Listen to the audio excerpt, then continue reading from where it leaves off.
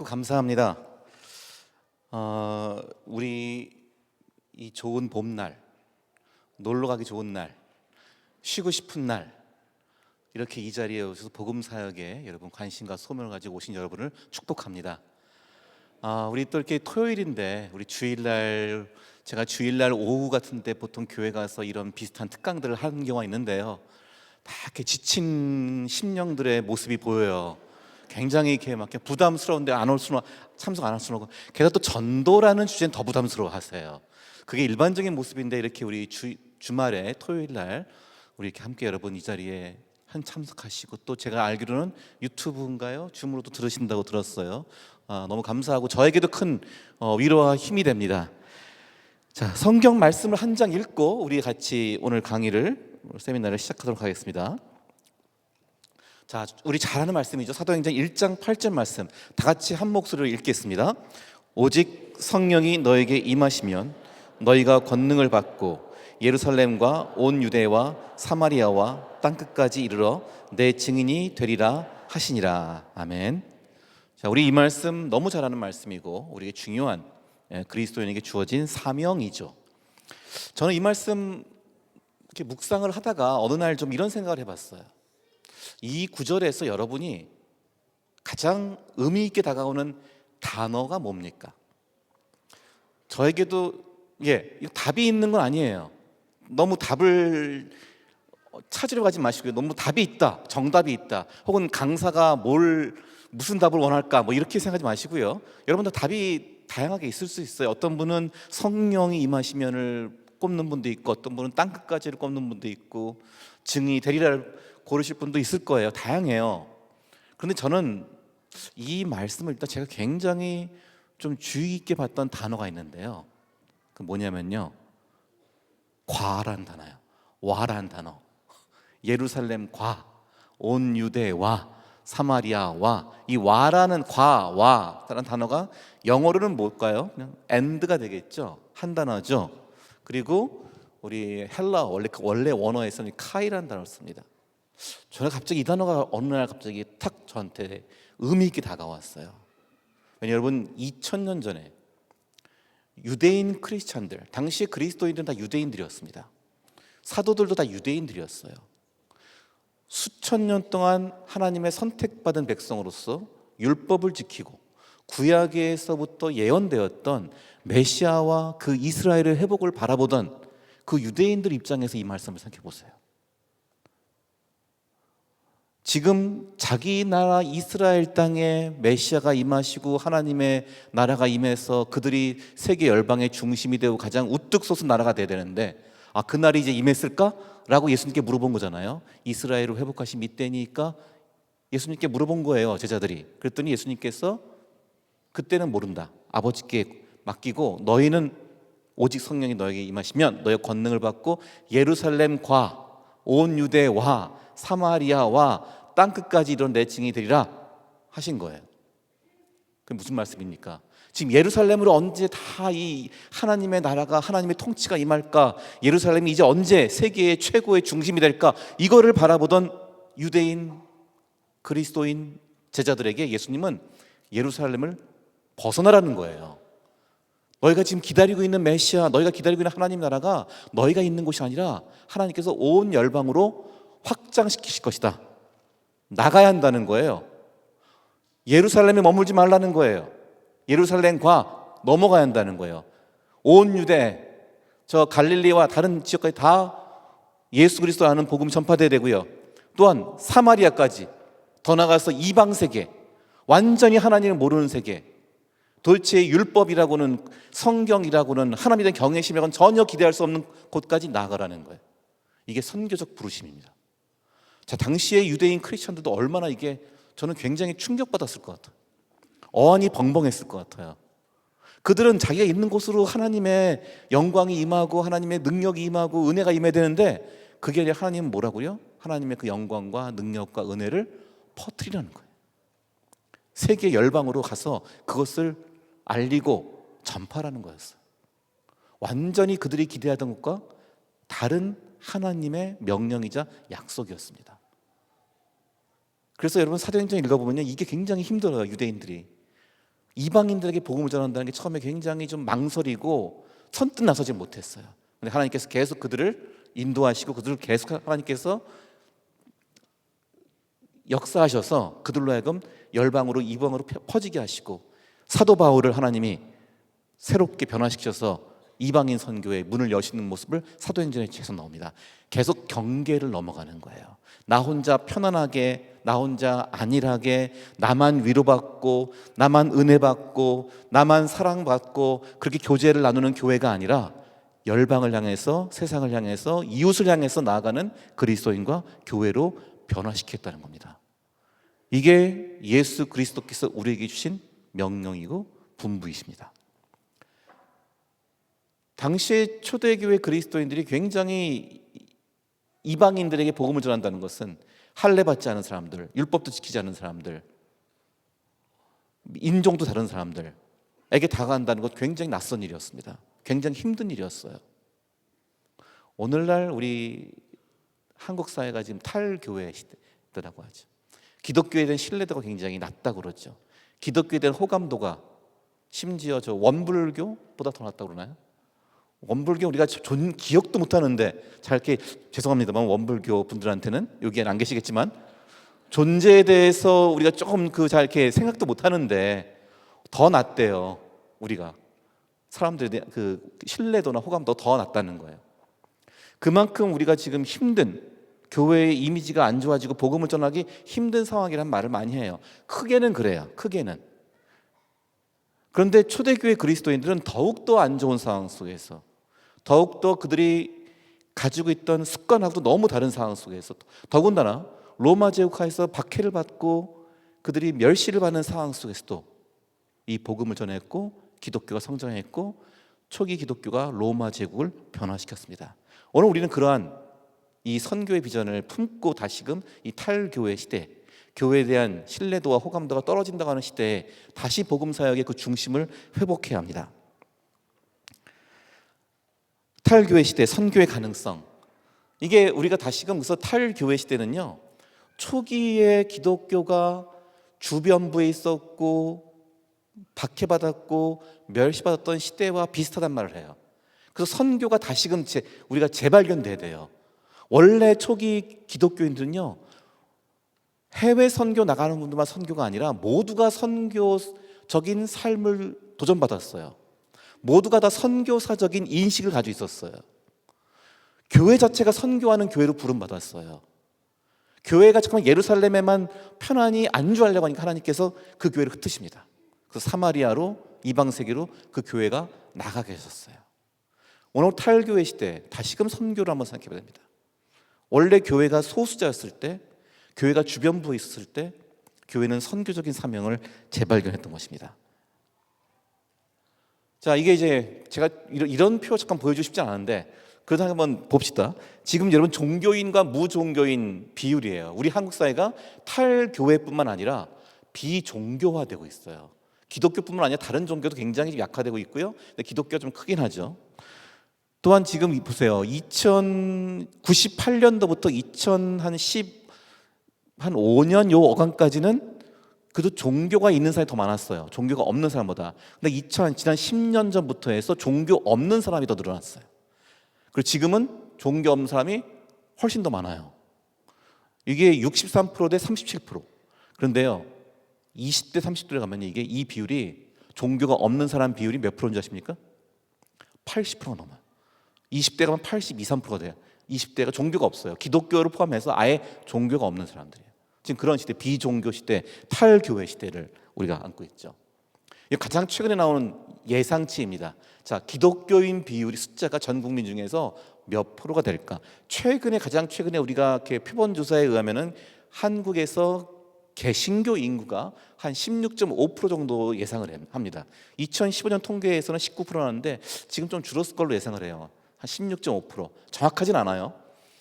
근데 이 추세대로 가면은 우리가 이제 몇 프로 될 것인가? 2050년까지 가면요, 이게 한 12%, 11% 줄 거라는 거예요. 기독교인 비율이 계속 줄 거다. 탈교회가 계속 가속화될 거다라고 지금 전망을 하고 있습니다. 자, 그 왜 그럴까요? 돌아가시는 크리스찬도 있고 교회 떠나는 사람도 있을 것이고, 그리고 새로 유입되는, 새로 전도되는 사람은 예전 같지 않다는 거죠.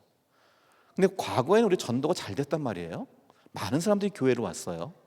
여러분 전도에 대한 추억이 있습니까? 여러분 처음에 교회 나올 때 추억, 전도에 대한 추억이 어떻습니까? 옛날에는 교회에서 하면은 사람들이 엄청나게 몰렸죠. 우리 여의도에서 빌리그리암 전도 집회라든지 한국교회 복음화 대성화라든지 큰 전도 집회가 열렸습니다. 많은 사람들이 덩달아서 교회 갔어요. 덩달아서 어린이들은 여름 성경학교 갔었고요. 그죠? 제가 그 어릴 때 제가 있던 교회에 그 차범근 선수가 간증 집회를 하러 왔어요. 근데 그때 차범근 선수가 원래는 교회를 안 다니다가 어떻게 이제 굉장히 부상을 당하고 기도원에서 안수기도를 받은 다음에 병이 치유되고 예수님을 영접했죠. 그 다음에 이분이 독일에 가서 활약을 한 거예요. 그리고 중간에 군복무를 해결하기 위해서 잠시 나왔거든요. 그때 이영무 선수, 이영무 지금 목사님 되셨나 그럴 거예요 아마. 제가 전에 한번 뵀는데 그 당시 그분은 그냥 본인이 골로도 기도하고 다른 선수도 골로도 기도하고 하던 분이었어요. 굉장히 아주 모범적인 크리스찬이었죠. 그때는 기독교 이미지 좋았던 것 같아요. 제 기억으로는. 이 차범근 선수 감독, 지금은 감독이라고 그러지만 차범근 선수하고 이영무 선수가 우리 교회에 간증 집회로 왔어요. 간증을 하시고 그냥 가신 게 아니라 뭘 놓고 갔어요. 뭘 놓고 갔냐? 본인이 사인한 축구공을 놓고 갔어요. 그리고 교회에서 주일학교한테 5명 전도면 이 축구공을 선물로 준다는 거예요. 와, 이거 어마어마한 거 아닙니까? 지금 뭐라 될까요? BTS의 앨범 사인 받은 앨범이라 될까요? 아니면 김연아 선수가 사인한 스케이트 신발이라 할까요? 그 정도 되는 거 아니에요? 와, 꿈 같은 거잖아요. 이거 차범근 선수의 사인이 들어간 축구공. 저도 그 당시 축구를 굉장히 좋아할 때인데 맨날 아침부터 밥 먹고 그냥 저녁 해질 때까지 축구하던 때인데, 야, 이 차범근 선수의 축구공을 얻기 위해서 저도 전도를 했어요. 제 주변에 교회 안 다니는 애들을 찾아서 전도를 1명, 2명 하기 시작했어요. 근데 전도 열풍이 불었어요. 동네 다. 전부 다 차범근 선수 축구공 받으려고 이 전도를 하려니까 이미 다 전도가 된 거예요, 애들이. 그래서 저 전도하다가 간신히 한 시간이 좀 걸렸어요. 5명을 채워서 교회 데려나갔어요. 근데 그 교회 전사님이 너무 잘했다 막 칭찬만 계속 하시더라고. 이상하게 하나님이 정말 너를 좋아하시고 사랑하시고 귀하게 보실 거라고 막 빨리 축구공 줘야 되는데 자꾸만 다른 말 하세요. 그러면서 계속 그냥 우리가 또 선물도 이렇게 또 다른 선물 무슨 학용품 가져오시더라고 전사님이. 그래서 전사님 축구공 어디 있습니까 했더니 축구공 다 떨어졌대요. 이미 전도 애들이 열심히 하는 바람에 이미 그 놓고 간 축구공이 다 소진된 거예요. 저는 전도에 대해서 이렇게 쓰라린 추억이 있습니다. 여러분 어떤 추억 갖고 계십니까? 전도하면 여러분 어떤 마음이 드세요? 이게 그래도 우리 어릴 땐 열심히 이렇게 전도했는데 갈수록 전도에 대해서 이제 이 정도가 아니라 좀 거부도 많이 당하고 또 전도 교회 가자는 말하기가 좀 힘들어지는 그러한 아마 요즘 시류를 많이 경험하실 거예요. 그때는 잘 됐는데 지금은 뭔가 잘 안 되는, 교회의 호감도와 교회 신뢰도 굉장히 낮게 됐죠. 원불교가 아니라 천도교네. 천도교보다도 우리가 지금 천도교 비슷한 지금 수치죠. 비슷한, 굉장히 원불교보다 낮고 천도교하고는 비슷한 지금 이 종교에 대한 호감도가 이렇게 되었습니다. 자, 그런데요, 여러 가지 전도하기 힘든 여건이다, 상황이다 그런 말 하지만요, 전 세계에서 기독교가 제일 많이 성장하는 나라가 어딘지 아십니까? 전 세계에서 기독교가 제일 많이 성장하는 곳,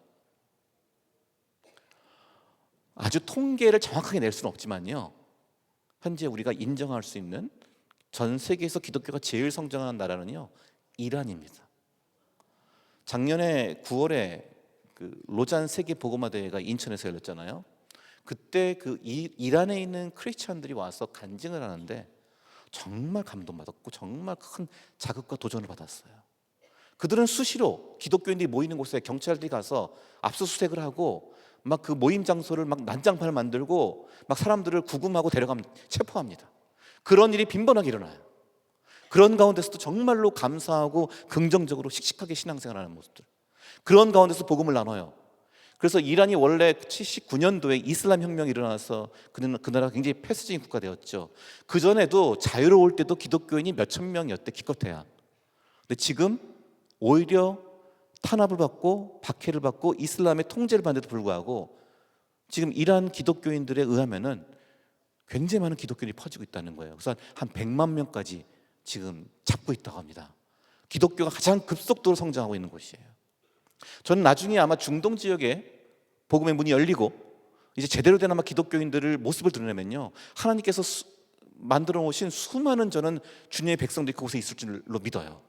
사우디아라비아든지 이렇게 기독교를 절대 못 믿게 하는 박해하는 곳에서도요, 집에서 필리핀의 가정부들이 가서 그곳에서 여성들을 전도하고 있습니다.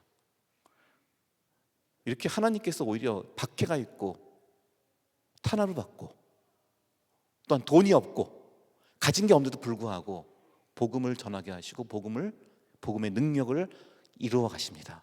이게 초대교회도 일어난 역사예요. 그러니까 우리가 지금 시대에 뭐 전도가 안 된다, 교회가 탈교회 시대가 되었다라는 것 때문에 전도 안 할 이유는 없습니다. 전도가 이루어지지 않을 이유는 없습니다. 하나님께서 그 상황 속에서 오히려 복음의 역사를 더 강력하게 이루셨고 복음의 능력을 보여주셨습니다. 왜냐? 사람들을 변화시키고 복음을 선포하고 복음이 확장되는 것은 성령께서 하시는 일이기 때문에 그렇습니다. 우리가 그 역사에 초대받는 거예요. 우리가 잘난 것 가지고 우리의 능력으로 우리의 언변으로 전도되는 것이 아니란 말입니다. 우리가 먼저 이 복음 전도의 일은, 이 사역은 하나님께서 그의 성령을 통해서 친히 하신 일이라는 믿음이 필요합니다. 그때 우리는 담대함을 가질 수 있고 우리는 사명을 가질 수 있고 확신을 가질 수 있습니다.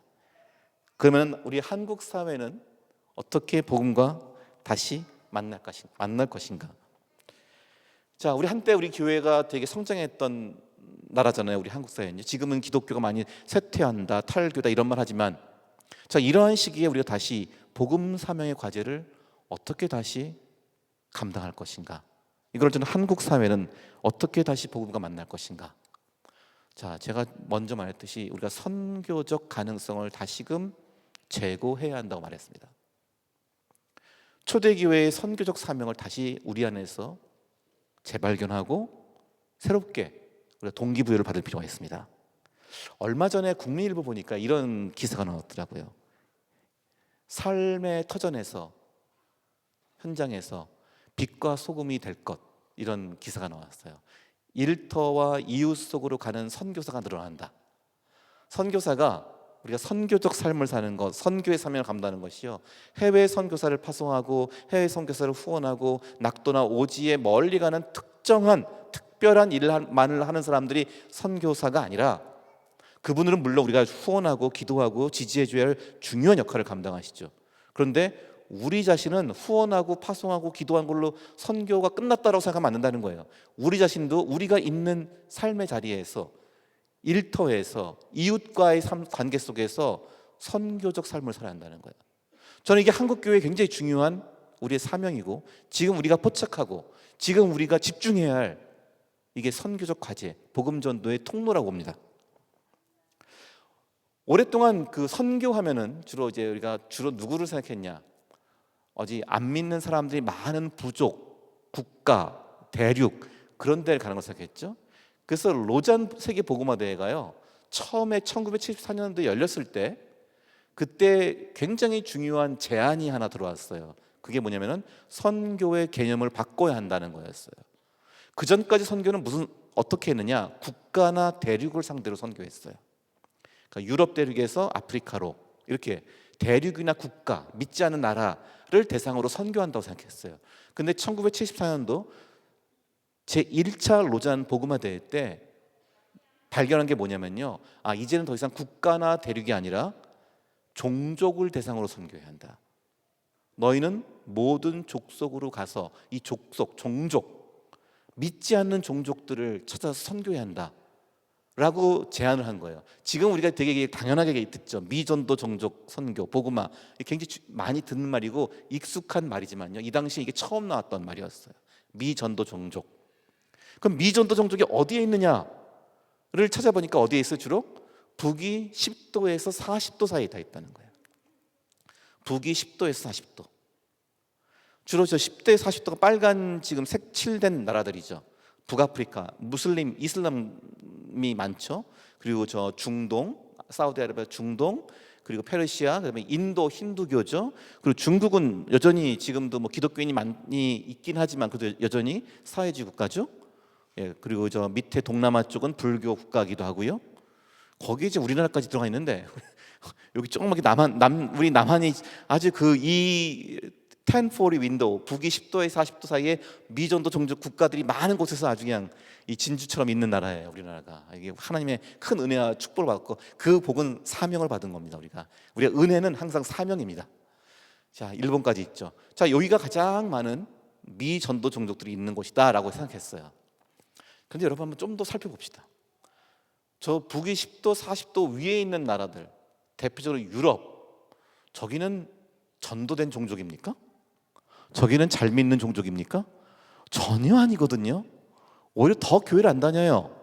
더 세속화되었어요. 더 이교화되었어요. 영국의 이슬람 실질적인 무슬림 교도들이 기독교인보다 더 많다고 그런 말도 나와요. 그러니까 이미 자기들 나라가 지금 복음화의 대상이거든요. 선교의 대상이에요. 기성세대는 교회를 다녔는데 젊은 세대로 갈수록 교회를 더 안 다니는 거예요. 아예 그냥 거의 기독교인이 멸종될 위험이에요. 그래서 그 다음에 나온 게 이 1040 윈도우가 아니라 미전도 세대를 선교해야겠다. 그래서 이게 뭐 414 무브먼트라고 그래요. 4살부터 14살까지의 자녀들이 예수를 믿어야 그때 제대로 신앙생활을 해야 계속해서 기독교인이 되더라 이거예요. 그래서 좀 전도와 선교의 창이 바뀌어야 한다고 그랬어요. 저희 한국에서도 조사해 보니까요, 한 중학생 나이 때까지 신앙을 갖고 예수를 믿으면 계속 그 신앙이 이어질 가능성이 높더라고요. 지금 크리스찬들한테 조사해 보니까 한 80%가 중학생, 고등학생 이전에 예수를 믿은 사람들이었어요. 그러니까 이 다음 세대 선교가 굉장히 중요하다는 거죠. 지금 부모님 따라서 같이 교회 나온다고 애들이 계속해서 신앙을 지속한다고 장담하지 마세요. 전반적인 통계를 보면요, 50%는 떨어져 나가요. 교회 지금 크리스천 다음 세대가 한 50%는 신앙을 잃고 교회를 떠난단 말이에요. 굉장히 중요한 우리 선교 사명이죠. 그런데 그러다 보니까 이제는 우리 주변이 다 다음 세대뿐만 아니라 우리 주변이 다 선교지로 바뀌고 있는 거예요. 새로운 선교의 창을 가져야 합니다. 이 미전도 이웃을 선교해야 되는 거예요. 이제 우리가 주변에, 옛날에는 주변에 다 교회를 가거나 교회를 한번 다니는 사람들이었는데 이제는 우리 주변에 교회를 안 다녀본 사람들, 예수님과 완전히 떠난 사람들, 모르는 사람이 너무 많은 거예요. 비종교 인구가 20대 30대의 70% 80%가 돼요. 우리 주변에 계속해서 지금 교회와는 전혀 경험 못 해본 사람들. 옛날엔 그래도 교회 성경학교니 문화개발인에서 어떻게 다 한 번씩 교회 밟아봤거든요. 근데 지금 아예 교회를 모르고 교회 다니는 사람들을 젊은이들 사이에서는 외계인 취급을 한단 말이에요. 이렇게 굉장히 교회를 모르는 사람들, 기독교에 대해서 무관한 사람들이 늘어나고 있어요. 그래서 우리는 이제 미전도 종족, 미전도 세대가 아니라 미전도 이웃을 찾아가야 한다. 우리 주변에 이웃을 속에서 미전도인들이 있어요. 선교의 창문, 저 창문은 제가 전에 살던 집의 창문입니다. 저희 아파트 창문이었어요. 같은 데 사시는 분이 있는지 모르겠는데 저 그림만 보고 하여간 멀지 않은 곳입니다. 그래서 멀지 않은, 제가 여기 수지에 살았기 때문에 전에 멀지 않은 곳에 있어요. 우리 집 창문 밖에 이웃이 전도의 대상이고 선교의 대상이라는 거예요. 이제 선교의 눈을 우리가 어디로 봐야 됩니까? 선교의 창을 어디로 봐야 돼요? 우리 이웃을 봐야 됩니다. 우리 주변의 사람들을 봐야 됩니다. 더 나아가서 우리 가족을 봐야 됩니다. 자, 그럼 아까 우리가 말한 것처럼 한국 사회는 어떻게 선교 복음과 다시 만날 것인가? 제가 얘기했죠. 이 이웃들 속에서 선교의 도전과 기회를 봐야 됩니다. 그것을 위해서 우리가 이제 한번 한국 사회를 볼 필요가 있는데요. 우리 한국 사회는 원래 굉장히 정이 많은 사회였잖아요. 이웃 간의 교류가 많고. 그런데 현재 한국 사회는요, 굉장히 이웃과 친구가 실종되는 한국 사회가 되고 있어요. 우리 한국인들이 행복하냐 안 하냐를 물어보면요, OECD 국가들, 한 OECD에 지금 제가 알기로는 36개 정도 국가가 있는데 37개 국가가 들어가 있는데요, OECD 국가면 전 세계에서 가장 그래도 안정되고 어느 정도 발달된 나라들이잖아요.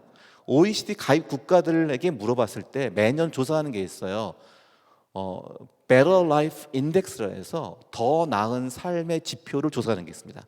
그럼 11개 정도의 항목을 가지고 이 각 나라 사람들의 삶의 질이 어떤가를 조사를 해요. 한국은 한 몇위 할 것 같습니까? 한 38개국 정도 조사하면요, 한국은 31위, 32위, 30위권 항상 밖이에요. 안정적 하위권을 유지하고 있어요, 우리 한국 사회가 지금. 그러니까 행복도가 낮다는 거예요, 우리가. 근데 우리가 이렇게 삶의 질이 낮은 이유가 뭔가? 그 11개 항목을 종합한 게 아니라 개별적인 항목을 보면요, 우리 한국이 제일 낮은 게 있어요. 그게 뭐냐? 공동체 지수예요. 사회적 연계망이 제일 낮아요. 그 말은 뭐냐? 내가 곤경에 처했을 때 기댈 가족이나 친구가 있는가? 내가 어렵고 힘들 때 만나고 대화하고 좀 의지할 사람이 있는가? 이 질문이에요. 이 질문에 대한 답이 한국이 전 세계에서요, 한 거의 10년 동안은 꼴찌였어요. 그러니까 최근에 꼴찌에서 두 번째, 세 번째 정도 올라왔어요. 최근에. 좀 우리 한국 사회에서도 뭔가 이거를 좀 해소하려고 노력을 했는지, 이 나오는 그림은 좀 옛날 그림인데 한동안 꼴찌였어요. 한 2020년쯤 돼서 우리가 꼴찌에서 두 번째, 세 번째, 한 우리하고 경쟁한 나라가 저 멕시코, 그리스 뭐 이 정도예요. 우리하고 같이 이제 누가 꼴찌를 모면하느냐 가지고 각축을 벌이고 있어요. 여러분 이거 좀 놀랍지 않습니까?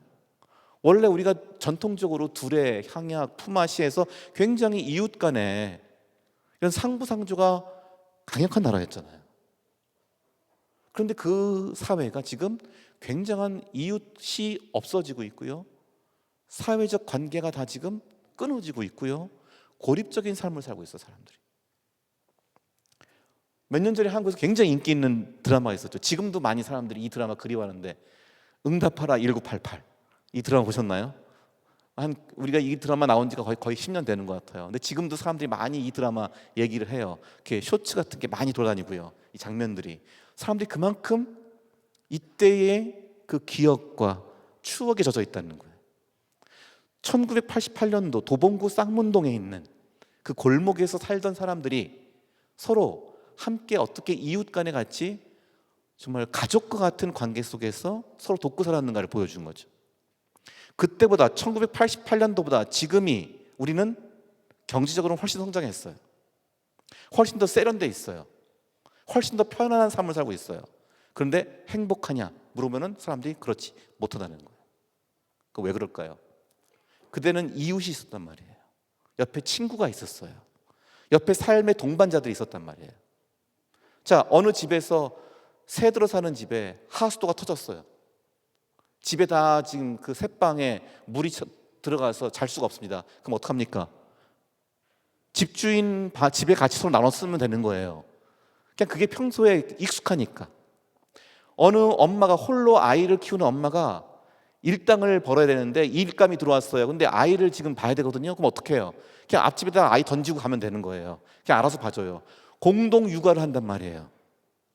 먹을 거 있으면 서로 나누느라고 계속 보면 거기 장면 나오죠. 아이들이 그 반찬, 이 집 반찬 주면 그 집에서 또 이거 주고 그것도 이거 주고 끊임이 없는 서로 이 물물 교환이 일어나는 거예요. 그 당시 그랬는데 지금 어떻습니까? 여러분, 이런 삶을 우리가 전혀 못 누리고 있죠. 전혀 살지 못할 거예요. 옆집에 누가 사는지 몰라요. 저도 어릴 때 보는 우리 동네 구멍가게 혹은 그 앞에 있는 집 아저씨, 아주머니, 할머니 다 제 이름도 알고 제가 노는 것도 보고 뭐 집에서 맛있는 거 밥하면 야 들어와서 먹어라 하고 같이 먹었어요. 근데 지금은 그런 것들이 다 사라져 갔어요. 이게 뭐 어느 정도 우리가 사회가 좀 문명화되면서 그런 게 또 도시화되면서 어느 정도 필연적이긴 한데 지금 굉장히 급속도로 이웃 간의 관계가 단절되고 있어요. 그 속에서 자 옆에 보세요. 이 엘리베이터에서도 서로 다 어사가 됐어요. 어색한 사이예요, 서로 다. 네, 서로 얼굴 보기가 인사이가 되게 멋졌고 뭔가 불편한 사이가 됐어요. 자, 이러한 관계 속에서 이걸 우리는 지금 익숙하게 여기고 이거를 당연하게 여기지만은 사실 이 속에서 사람들은 삶이 행복하지 않다는 거예요. 외롭다는 거예요. 고립되어 있다는 거예요. 자, 여러분, 우리가 선교를, 전도를 이러한 사회 속에서 우리가 다시 한번 생각해 보면 어떻겠습니까? 하나님께서 우리를 보내신 곳, 우리를 살게 하시는 곳, 우리와 만나게 하시는 사람들을 다시금 복음의 눈으로 봐야 되지 않겠습니까? 자, 관계 전도라는 것은 바로 우리 이웃들과의 삶 속에서 이 관계 전도에 우리 중요한 이 기회가 주어집니다. 자, 서로 모르는 사회, 서로 낯선 자가 되어가는 사회. 이 사회 속에서 우리가 회복해야 할 중요한 가치 하나가 있어요. 그게 뭐냐? 요즘 와서 이제 많이 얘기하는데, 저는 옛날부터 이 얘기를 많이 했는데, 이 단어를 많이 얘기했는데 최근에 굉장히 좀 이 단어가 더 유행이 되더라고요. 환대란 말이에요. 환대. 환대란 말은 손님을 맞이하는 거죠. 낯선 자에게 말을 걸고 그와 함께 친구가 되어지고 이웃이 되어지는 게 환대예요. 이 환대라는 단어는 성경에서 굉장히 중요하게 나옵니다. 나그네와 고아와 과부를 돌보라고 그랬어요. 도우라고 그랬어요. 이 환대의 가르침이, 나그네라고 하는, 나하고 연줄이 없는 사람이죠. 그런 사람을 맞이하고 그 사람을 함께 도와주고 그 사람에게 먹을 것과 잠잘 곳을 주라는 거예요. 이 환대는 성경에서도 굉장히 중요하게 강조했고요. 오늘날 우리가 서로 낯선 자가 되어가는 사회 속에서 우리가 다시금 발견하고 실천하고 순종해야 할 중요한 성경적 가치입니다. 먼저 말을 거는 사람, 먼저 다가가는 사람, 먼저 이웃이 되어주는 이 환대의 삶이 필요해요. 이 환대를 통해서 사실은 우리 주변에 서로 어색하고 서로 낯설어하고 서로 두려워하는 이 관계가 바뀌어가기 시작할 거예요. 그리고 이 환대가 사실 인생을 변화시키는 데 굉장히 중요한 경험입니다. 내가 환대를 받은 경험, 내가 누군가에게 관심을 받은 경험, 굉장히 중요한 경험이에요. 우리가 잘 알고 있는 유명한 문학 작품 중에서 이 낯선 자를 환대했던 경험, 내가 환대받은 경험으로 인해서 인생이 위대하게 변화된 이야기가 있어요. 뭘까요? 어디서 나온 것 같아, 답이 지금. 레미제라블이라는 작품이죠. 레미제라블에서 보면요, 그 장발장이 그 조카를 먹여 살리기 위해서 빵 한 조각 훔쳤다가 19년 동안 감옥에 갇히잖아요. 그리고 가석방이 되었죠. 그래서 그가 참 출소를 해서 나왔는데, 그가 이제 한 디뉴라고 하는, 이탈리 디뉴라고 하는 지역에서 이렇게 나왔는데 아무도 그에게 식당이나 여관에서 받아주지 않는 거예요. 그래서 배고프고 굶주리고 지쳤어요. 쓰러졌습니다. 장발장이 쓰러져 있는데, 이게 영화나 뮤지컬에서 이 장면이 안 나오고요. 이 부분은 이 소설을 읽으면 나와요. 장발장이 쓰러져 있는데 한 노파가 와서 장발장을 깨웁니다. 이보게, 자네 누군가? 왜 여기 쓰러져 있는가? 했더니 장발장이 대답합니다. 이 마을에서는 아무도 저를 받아주지 않습니다. 그러는 거예요. 이 사람이 지금 재소자라고 해서, 가석방된 재소자라고 해서 모든 사람들이 그를 배척합니다. 그랬더니 그 노파가 말하는 거예요. 아무도 너를 안 받아줘? 예, 아무도 안 받아줍니다. 저 집에 가봤어? 하고 노파가 한 집을 가리켜요. 저 집을 가보라고. 근데 그 집이 누구의 집이냐? 천주교 신부님의 집이에요. 사실은 그 레미제라블이라는 소설 읽어보시면요, 맨 앞에 한 100페이지 정도는요, 장발장은 나중에 나오고 처음에는 이 신부 얘기가 나와요. 그 신부님 이름이 미리엘 주교라는 분이죠. 미리엘이라는 신부예요. 그분에 대한 얘기가 앞에 나오고, 영화에는 안 나오지만 소설 보면 앞에 그분의 얘기가 나옵니다. 그리고 한 낯선 자가 오다, 뭐 이렇게 나와요. 챕터 제목이, 장 제목이. 그 낯선 자가 장발장이에요. 그 장발장이 신부님의 집으로 갑니다. 그때 그 신부님의 집에서는 신부님하고 한 수녀님하고 그 일 도와주는 하녀분하고 셋이서 저녁을 먹으면서 대화를 하고 있었어요. 근데 무슨 대화를 하고 있었느냐? 신부님, 지금 이 동네에 낯선 사람이 나타났대요. 감옥에서 온 사람이래요. 위험한 사람이래요. 그러니까 신부님 함부로 문 열어주지 마세요. 그랬더니 그 수녀님이 그런 거야. 신부님 정말 조심하세요. 신부님 아무나 막 거지들도 막 데리고 들어오고 그러는데 그러지 마세요. 막 그러는 거예요. 근데 그 순간에 갑자기 문이 쾅쾅쾅 소리가 나는 거예요. 이 두 여성분이 깜짝 놀랐어요. 근데 신부님이 의연하게 갑니다. 그리고 문을 열어요. 문을 탁 여니까 누가 있느냐? 장발장이 있는 거예요. 근데 보면요, 제가 이 장면을 되게 유심히 보거든요. 왜냐면 이게 문학 원작하고 같나 틀리나를 보려고. 그 보면요, 신부님이 딱 보고 뭐라 그러냐? 들어오세요 그래요. 들어오세요. 이름을 묻지 않아요? 성도 묻지 않아요? 왜 왔느냐고 묻지 않아요? 너 뭐 하는 사람이냐 묻지 않아요? 그냥 들어오라고 그래요. 이게 무조건적인 환대예요. 나한테 이익이 되냐 아니냐를 따지지 않고 내 이해관계에 맞느냐 안 맞느냐를 따지지 않고 나하고 연줄이 있느냐 없느냐를 따지지 않고 먼저 그를 맞이해 주는 거예요. 먼저 그 사람을 나의 친구로 이웃으로 삼아주는 거예요. 이게 무조건적인 환대라고 그래요. 근데 여러분 이제 아시죠? 그다음에 이제 장발장이 들어왔어요. 들어왔는데 장발장이 좀 의아해요.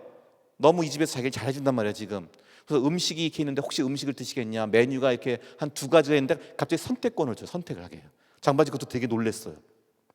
자기한테 아무거나 먹을 것만 줘도 자기 너무 고마울 텐데 선택을 할 수 있게 해줘요. 그 다음에는 더 나가서 지금 방이 빈 게 있는데 혹시 필요하시다면 우리 집에서 자고 가라고 그래요. 장바지 그것도 너무 놀란 거예요. 자기를 모두가 싫어하고 혐오하고 차별하고 배척하는데 갑자기 이분이 자기를 갖다가 맞이해서 식사도 주고 잠잘 것도 주는 거예요. 그래서 장발장이 굉장히 괴로워합니다. 잠자면서도 이게 실화인가? 막 하는 거예요. 믿겨지지가 않는 거예요. 그래서 이 사람이 계속 세상에 대한 증오와 절망과 안고 분노를 안고 있는 사람이기 때문에 도저히 믿지 못합니다. 이 상황을 받아들이지 못해요. 그래서 그 은초대를 훔쳐서 수저까지만 훔쳤죠. 훔쳐서 도망가다가 잡혀서 다시 돌아오죠. 돌아왔는데 신부님이 뭐라고 그래요? 우리가 잘 아는 이건 내가 준 거다. 아니 은채토대 줬는데 왜 이걸 안 가져갔냐? 더 주죠. 자, 그때 하는 말이에요. 지금 나오는 요 슬라이드에 있는 그림이요. 슬라이드 다시 장발장 나의 형제여, 당신은 이제 더 이상 악한 것에 속하지 않고 선한 것에 속하게 되었습니다. 내가 당신의 영혼을 사서 저 은촛대와 은수저로 사서 어두운 생각과 지옥의 벌로부터 구제하였어. 그리고 나는 당신의 영혼을 하나님께 바쳤습니다. 이게 문학작품 소설 보면 나와요. 근데 영화에서는 이걸 안 보여주더라고요. 이 장면이 없더라고요. 이게 너무 종교적인 장면이라서인지 영화나 뮤지컬에서 이걸 안 묘사하는데 저는 소설을 읽으면 이 대사가 나와요. 이 신부님이 그 은촛대까지 다 주면서 내가 너의 영혼을 악마로부터 사서 그리스도께 하나님께 바쳤다. 그러니 이제는 당신은 선에 속한 삶에 이제 선한 사람이 되었다. 이게 장발장의 인생을 완전히 바꿉니다. 완전히 바꿔서 그로 하여금 존경받는 시장이 되게 하고 자기를 계속 죽이려는 자베르 경감을 용서하는 사람이 구해주고 용서하는 사람이 되고 자기의 삶을 완전히 더 많은 사람들을 위해서 희생하는 존재가 되게 하죠. 한 번에 경험받은 환대가 인생을 변화시킨단 말이에요. 우리는 다 이런 환대를 받은 경험이 인생에서 중요해요. 내가 무조건적으로 나하고 이해관계 없는데 그냥 사람들이 나를 받아주는 거예요. 나를 걱정해 주는 거예요. 나에게 관심을 주는 거예요. 우리 그리스도인은 이런 환대를, 이런 무조건적인 섬김을 실천하도록, 이웃에게 베풀도록 하나님께서 우리를 보내신 줄 믿습니다. 제가 오래전에, 제가 이제 벌써 한국 온 지가 20년 됐는데요, 그때 한국에 귀국하고 직후에 제가 이제 어느 교회를 출석하게 되었어요. 근데 한국으로 제가 이제 미국에서 공부 끝나고 귀국하는데 저는 이제 딸만 둘이거든요. 근데 걔들이 다 미국에서 자랐단 말이에요. 그러니까 한국에 오는 걸 되게 무서워했어요. 원하지 않았어요. 또 한국에서 막 온 애들한테 너 한국 가면 선생님이 때린다 뭐 이런 말 듣고는 애들이 막 공포에 질렸어요. 선생님이 때린다는 게 도저히 이게 미국에서는 자기가 상상을 못하는 일이거든요. 그래서 했는데 그래서 한국 안 가면 안 되냐고 그랬는데 제가 그래서 가야 한다. 또 제가 당시 공부할 때 저를 이렇게 장학금을 준 기관에서 자기 본국으로 돌아가서 사역할 사람에게 준 장학금이 있더니 약속을 또 지켜야 되잖아요. 돌아가야 한다. 그래서 저도 좀 걱정을 했죠. 우리 애들이 잘 적응할 수 있을까? 막 주변에서 너희들 내 애들 이제 못 돌아올 이제 한국에 갔다가 너 6개월 만에 돌아올 거라고 막 그랬어요. 갔는데 마침 한국에서도 이제 제가 이제 아이들을 뭐 외국인 학교나 사립학교 보낼 만한 형편은 안 되고 그냥 일반 공립학교를 보냈는데 제가 처음에는 그 안양 쪽에 살았거든요. 근데 거기에 학교 중에서 공립학교인데 외국에서 온 아이들을 특별 학급을 이렇게 열어서 애들 적응을 도와주는 그런 학교가 있었어요. 마침 저도 그거를 알고 그 학교 근처로 집을 전세를 얻어서 그 학교를 애들로 보냈죠. 그래서 우리 애들이 잘 적응을 했어요. 애들이 잘 적응을 하고 우리 애들이 초등학교 2학년, 4학년 때 왔는데 잘 적응을 해서 우리 큰애는 적응을 너무 잘해갖고 쓴 건 경인 지역에서 귀국 우수 적응 사례 뭐 이런 걸로 했는데 그게 뭐냐면은 영어를 다 까먹어서 얘가 한국말을 너무 잘한다는 거예요. 그래서 미국 살다 온 애 같지 않다. 이제 이 얘기인데 그다음 얼마 뒤에 이제 우리 애들은 3월 달 학교를 들어갔고 5월 달쯤 돼서 그 캐나다에서 우리 애들하고 똑같은 나이의 자매가 온 거예요. 그러니까 애들이 신기하잖아요. 나이가 똑같으니까. 저도 딸 둘인데 우리 두 자매니까 와, 우리가 나이 똑같다. 그런 애들이 왔다 그런 거예요. 그래서 그때 우리가 뭘 가르쳤냐? 환대를 가르쳤어요. 야, 너희들 한국에 학교 처음 간 날 어땠니? 너무 무서웠대요. 내 인생에, 지금도 애들 그래요. 자기 인생 그래프가 제일 밑바닥 떨어진 게 한국에 학교 처음 간 날이었어요. 애들이 너무 무서웠다는 거예요. 그날. 걔네들도 똑같은 심경이다. 그러니까 너희가 먼저 왔으니까 걔들을 환대해 줘야 된다. 따뜻하게 맞이해 줘야 된다. 하나님은 환대하는 사람을 가장 예뻐하신다. 그랬어요. 그러니까 어떻게 환대할 것이냐? 먼저 환영하는 카드를 하나 만들려고 그랬어요. 카드를 써라. 환영 카드. 그리고 너에 대해서 5가지 써라. 나는 누구고, 뭐 좋아하는 동물은 뭐고, 예를 들어서 뭐 싫어하는 건 뭐고, 이렇게 5가지를 쓰라고 그랬어요. 그리고 그 환영 카드를 주고 또 선물 하나 주라고 그랬죠. 대신 선물은 아빠한테 용돈 받아서 선물값 받지 말고 니들 용돈에서 선물 사라고 그랬어요.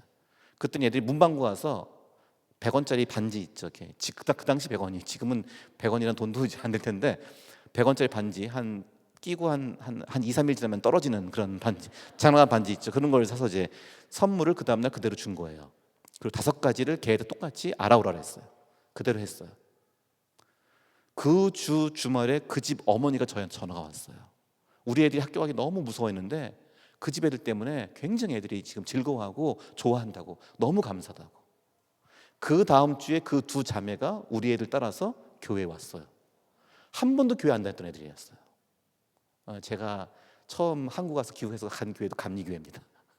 제가 사실은 이제 미국에 있을 때도 감리교회 목사는 감리교회에서 감리교회에서 안수받은 게 아니라 감리교회에서 사역을 했었는데 그때 감리교회였어요.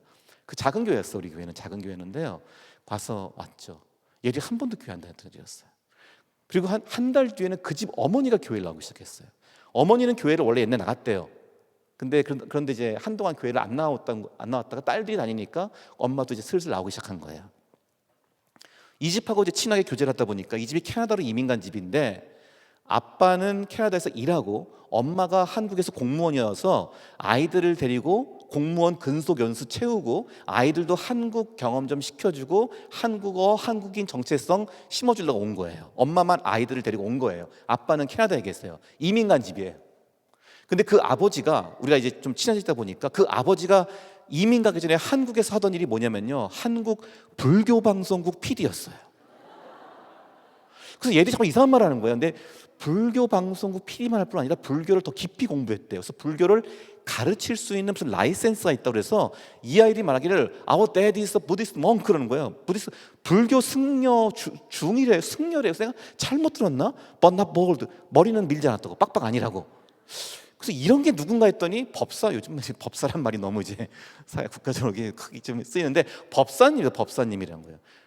근데 법사님네 가족이 목사네 가족에 의지해서 지금 교회를 다니고 있는 거예요. 그러니까 이분은 불교를 이렇게 철학적으로 공부한 분이라서 또 그렇게 뭐 가족이 한국에서 교회 다닌다는데 그걸 또 막을 수도 없잖아요. 또 지금 어째요? 지금 의지할 집이 그 집인데. 그래서 같이 교회를 다니다가 오다가 12월이 되었어요. 크리스마스 되니까 이 법사님께서, 아버지께서 한국에 휴가 와서 오신 거예요. 그 처음에 크리스마스 때 가족 여행 가자 했더니 아이들이 안 된다. 교회 가야 한다. 지금 교회에서 그날 이브날 교회 행사 있잖아요. 새벽성도 돌아야 된단 말이에요. 성탄절 행사 있는데 안 된다. 그래서 가족 여행을 못 갔어요. 그 다음 주가 시골에 있는 할머니 생신이래요. 아니야. 시골에 있는 할머니 집에 가자 그랬어요. 큰아이 생일이었어요. 큰아이 생일에 할머니 보러 가자, 할머니 집에 가자 그랬거든요. 애가 교회부터 먼저 가야 된다. 교회부터 가야 된다. 왜냐? 이 교회는 큰 교회가 아니라 작은 교회라서요, 아이들 생일을 교회에서 다 해줬어요. 파티를 해줬어요. 그래서 주일날 되면 주일날 교회 아이들 주일학교 모이잖아요. 그러면 생일을 맞은 데가 있으면요, 생일 맞은 집에서 케이크를 가져오고 교회 아이들은 선물을 준비해주고 다른 아이들은 선물을 주고 교회에서는 간단한 간식을 준비해 주는 거예요. 이 아이가 5월 달에 교회 왔거든요. 12월까지 7개월 동안 계속 그 모습을 본 거예요. 다른 애들 생일 파티 해주는 걸 교회에서. 드디어 자기 차례가 왔거든요. 근데 아빠가 지금 뭐 지방 가자잖아요. 안 돼, 교회부터 가야 된다. 그래서 그날 법사님께서 케이크 들고 교회 오셨어요. 교회 와서 같이 법사님 포함해서 손잡고 같이 그 아이를 위해서 기도해주고, 그렇게 다 예배 드리고 나중에 할머니 집에 갔죠. 그렇게 해서 법사님은 나중에 다시 또 캐나다 들어갔는데 이 아이들이 그렇게 해서 신앙생활을 하기 시작한 거예요. 그리고 그 교회에서 나중에 캐나다 돌아가기 전에 그 교회에서 세례받고 예수님 영접하고 돌아갔습니다. 자, 우리는 이 아이들이 누군지 몰랐어요. 사실은 뭐 전도하겠다는 의도도 아니었어요. 환대를 베푼 거예요. 우리 주변 이웃, 우리의 같이 내 삶의 자리에 있는 사람에게 좀 더 관심을 베풀고 돌봄을 베풀고 그에게 친구가 되어준 거예요. 그것이 전도의 문을 열었습니다. 지금 우리 주변에도 이런 사람들이 많이 있습니다. 우리 그러한 이웃들이 단절되는 사회 속에서 다시 이 환대와 우리가 이웃이 되는 이 모험을 우리가 실천해야 할 필요가 있습니다. 우리는 지금 주로 그렇지 않을 거라고 생각하지만은 사실은 사람들은 굉장한 외로움 속에서 나에게 관심 가져주는 사람, 나에게 말을 걸어주는 사람, 나에게 내 이야기를 들어주는 사람을 기다리고 있어요. 물론 어색한 게 있습니다. 이게 우리나라 사람들은 이렇게 명분이 없으면 조금 함부로 이렇게 다가가지 못하는 게 있거든요. 옛날엔 같은 동네 살고 다 서로 이렇게 끈끈하게 이웃으로 지내서 그게 괜찮았어요. 그러니까 그래서 사실 쉽게 전도가 된 측면도 있어요. 그냥 전도가 굳이 뭐 큰 노력을 동원하고 이렇게 관계자도 세미나까지 안 들어도요. 그냥 우리 미장원에 가서 이발에 머리하러 갔다가 그냥 어저께 교회 부흥회 갔는데 너무 재밌었으면 뭐 미장 그 미용사분도 그래요 하면 나도 가봐야겠네. 이렇게 왔어요 옛날에는. 그렇게 그냥 자연스럽게 전도됐었는데 지금은 우리가 전도를 하기 위해서는 일부러 관계를 맺어야 되고 사람을 만나야 되고 사람을 섬기고 좋은 관계를 구축해 가야 되는 상황 속에 왔어요. 자, 그것이 성경에서 말하는 고아와 과부와 나그네를 돌보고 사랑하시는 그 예수님의 그 성경의 말씀, 그리고 이웃을 내 몸같이 사랑하는 이웃사랑의 명령, 이 명령을 우리가 지금 진지하게 우리의 삶 속에서 다시금 발견하고 회복해야 할 때가 왔습니다. 자, 이 관계를 통해서, 이 환대를 통해서 우리의 이웃의 삶에 참여하고 관심을 가짐으로써 우리가 선교의 새로운 기회와 가능성이 열릴 것입니다. 잠시 쉬는 시간 가지시고 다시 강의 진행하도록 하겠습니다.